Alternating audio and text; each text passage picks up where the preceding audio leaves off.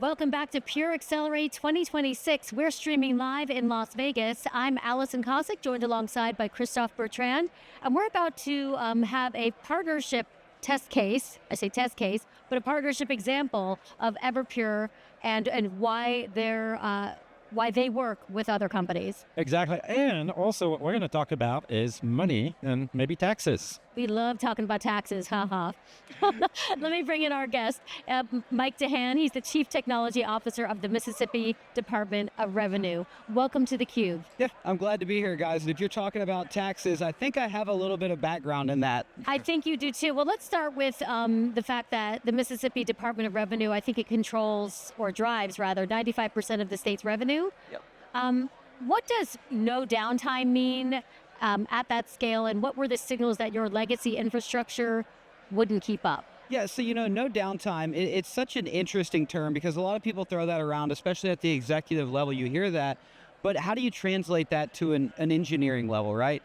So it's all about risk management, kind of getting into that. There have been a lot of changes in the market that we've seen, and we've even found risk exposure kind of with our hypervisor for hosting our applications and things like that are making it increasingly hard for us to maintain that no downtime, and not just no downtime, but strong service delivery.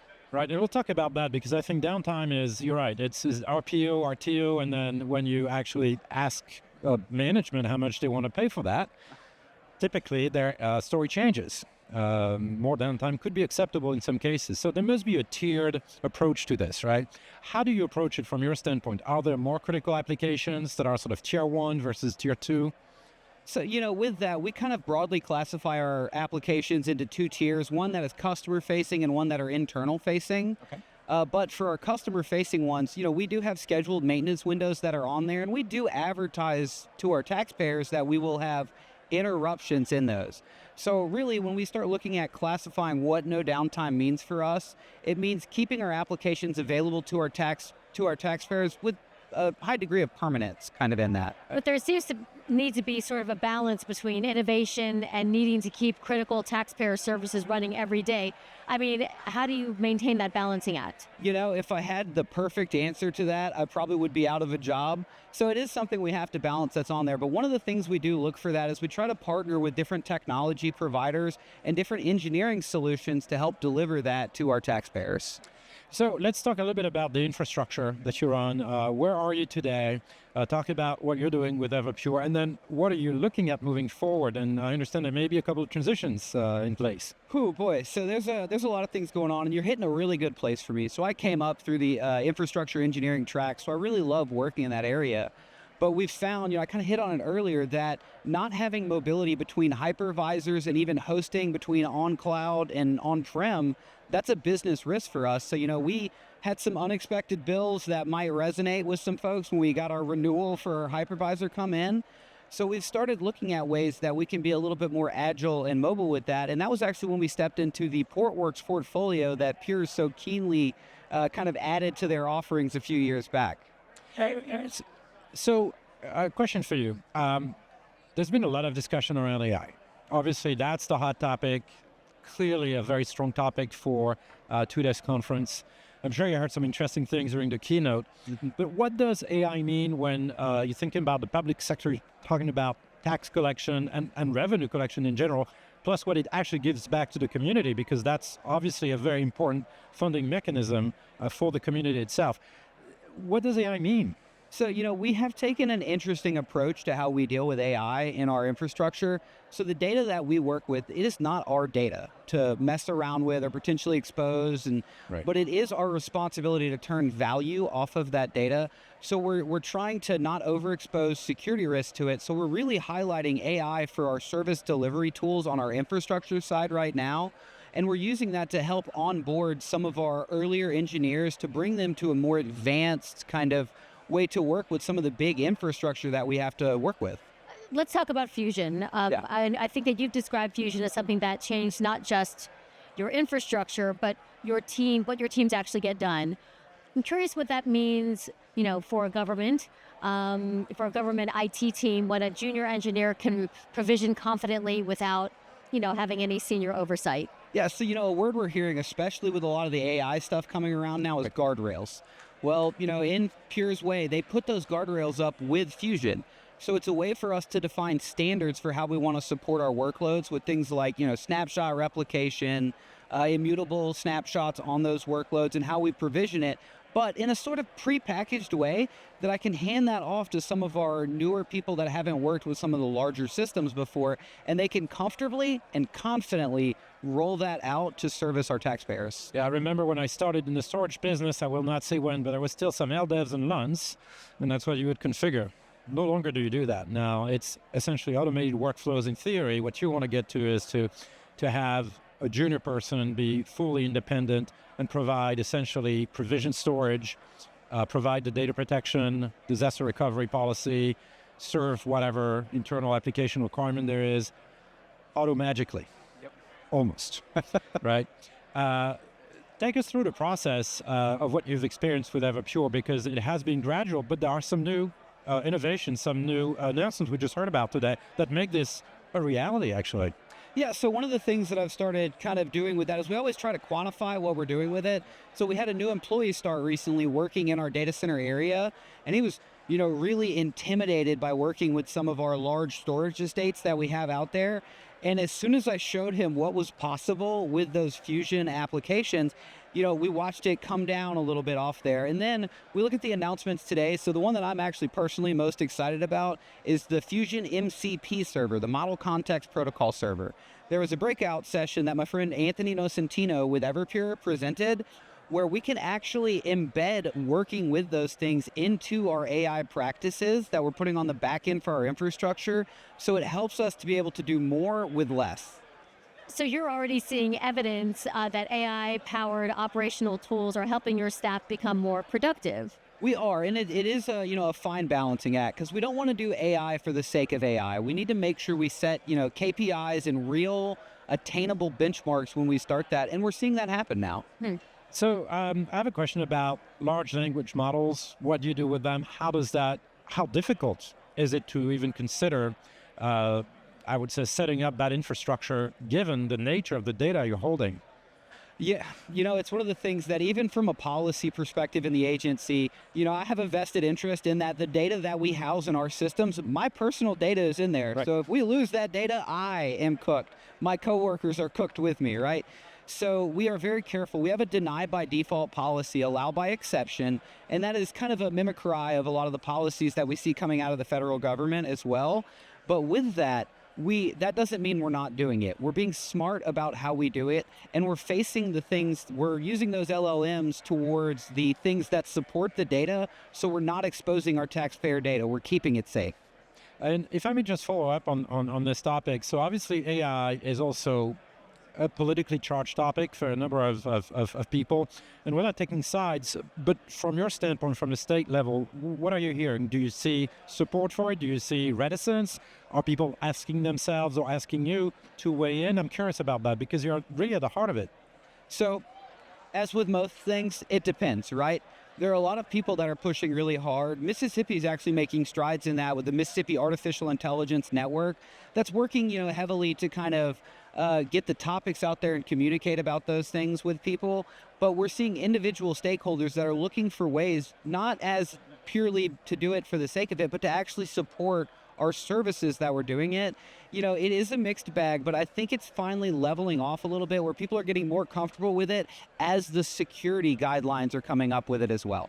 How much of this becomes like a cultural shift to cloud native operations, but a cultural shift within your organization, especially when, you think about it even just broadly, local governments probably still have a lot of legacy systems in place. So, that is a pretty big topic. Our legislation actually passed a bill last year, HB 1491. It almost lives in, it's a huge monument in front of us now that's actually calling for all state agencies to fully consume cloud resources.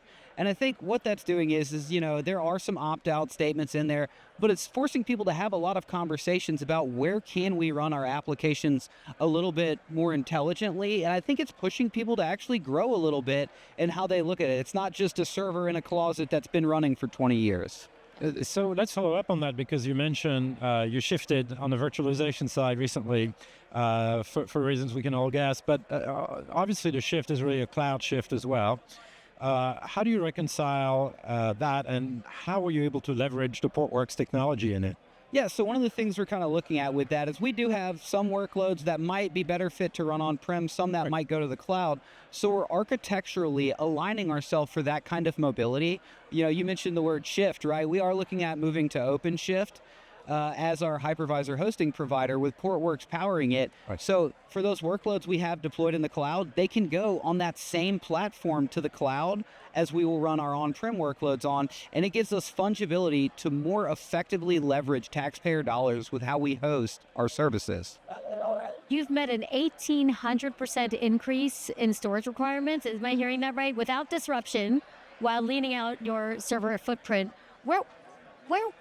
Where would you tell other public sector teams, based on that, to start their journey? I think the first thing is, we're seeing this from Everpure a lot too. They're preaching it on the main stage, and we've been doing it for a while. Look at your data, right? All these systems are creating all kinds of events and logs and things. Look at ways that you can start leveraging that more effectively and work a little bit more intelligently to build fungible solutions that can scale to 1, 10, 100, 1,000, 10,000. I think, my guys roll their eyes at me every time they bring a new solution to me, and I say, well, how does that scale to 10,000? Right? And I think it does play reality in it, because it allows us to grow as different sectors of the market grow. Yeah. Right. So let's talk a little bit about the future. Obviously, there is a finite number of residents, probably some projections on revenue or tax collection, etc. Yet your infrastructure keeps evolving. Tell me more about that, because to me there is this constant battle to gain more productivity, do more with less. Budgets tend not to expand. We've seen it go the other way, and technology gives you all these possibilities. How does Everpure help you really get more out of your dollars, or the taxpayers' money in this case? I think with that, it's, on the front end, more of the management side, they have different procurement vehicles that we can use. They can facilitate growth from a CapEx perspective or an OpEx perspective, whatever situation we find in. But they also bring technology to the market that supports those new workloads that we're driving out there, like Portworx. But even then, we can rewind the story 10 years ago when, I'm fresh out of college, bright-eyed and bushy-tailed. Pure had one product in 3 different flavors: fast, faster, or fastest, right? The FlashArray-M. Well, they've expanded that a lot now, and they can fit all of those different use cases that you need, and they keep pushing into different use cases and different ways to leverage their technology. One question about one of today's announcements about data intelligence. What's your take? What do you expect from it? I mean, obviously it's early stages, but we had a great conversation with Ashish on the topic. So it is always something that we're going to be very cautious about with how we step into those things, because of the nature of the sensitivity of our information. But we are, starting some conversations on the back end how we can use that. I'm actually really excited about it. I've got a coffee cup that I keep pins in on my desk that says, if you torture the data long enough, it will confess, right? So because there's so many insights that we have in our data that we can use to do more with less, we can find places where maybe we're not moving as efficiently as possible, or maybe there's some opportunity that we're not seeing that we can lean into those things with to better capitalize on that. Yeah, I mean, how do you evaluate risk when introducing AI into government operations? Well, I can give you the canned response of, well, we use the NIST risk management framework on the latest versions. But in reality, it's through clear and open communication between stakeholders. And we make sure everybody understands where we're taking risks and the rewards that come on the outside of that. And we include people in those conversations across all levels. So let's talk about risk. We haven't talked much about cyber resiliency. I imagine it's a big concern. Probably wake up every morning wondering what has happened or what could happen. How does Everpure help you with that? So you might have saw my eyes flash for a second when you said cyber resilience. I won't share this story now. It's a little bit longer. The longest Monday of my life happened after a data corruption event. Share that, please. So, we had a data corruption event over the weekend. Monday morning, our production application for the tag and title system for the state was down. All right, we didn't have the correct recovery utilities in place to come back after that. So we learned the hard way that you really need to have that in place. And that was the first time that we were one of the early customers onto the FlashBlade platform for that, right? It was fast, unified file and object. That rolls off the tongue, right? And it helped us to get to a place where we could do that at greater speed, that we can restore our data. And then they introduced SafeMode snapshots. So now we have a multi-tiered, multi-layer archive solution in place so that we can come back from a plethora of different failure scenarios. Yes, and you got to have a lot of compliance pressures from the state level and I guess just the constituents in general. So it sounds like it's a pretty good toolkit to have. It is, once again, something I take personally with that, because, when we're down, I have issues that I have to deal with too, right? And not just that, I call them mom's calling issues, right? If we have an issue big enough that my mom calls me and says, "What's going on up there in Jackson, son?" I try to avoid those as strongly as possible. You don't want mom calling for that reason. Never good. Thank you so much for stopping by theCUBE. Great conversation. Yeah, absolutely. Thank y'all. And you're watching theCUBE, the leader in live technology coverage and in-depth tech analysis. We'll be right back.